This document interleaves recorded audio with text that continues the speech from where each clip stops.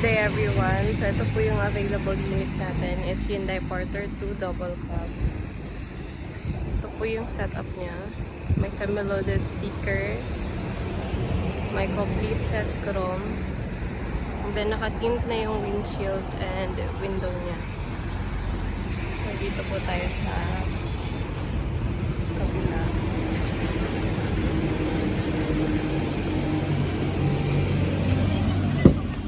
Ito po yung interior niya. So, power window na siya sa harap tsaka sa likuran. And then, air condition yung unit. Tapos, functional na din yung stereo tsaka yung speaker niya. May sun visor, may room light sa harap at tsaka sa likuran. So, plain black lang yung seat cover.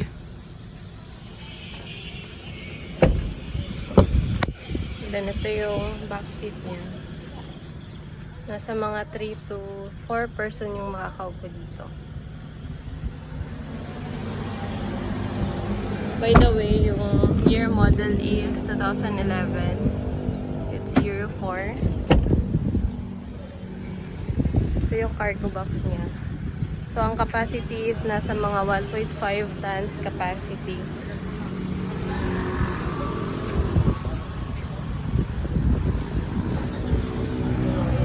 So, wala po tayong cutting chassis.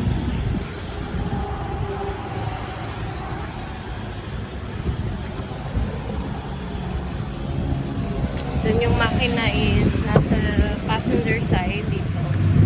So, yung makina natin is D4CV, timing chain, and then turbo na po lahat ng unit. Power steering and power window.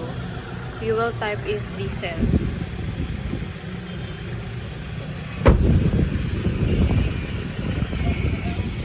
So, if may mga tanong po kayo about sa unit, specs, and then inclusion, pwede nyo po akong i-message sa number or direct message po sa messenger.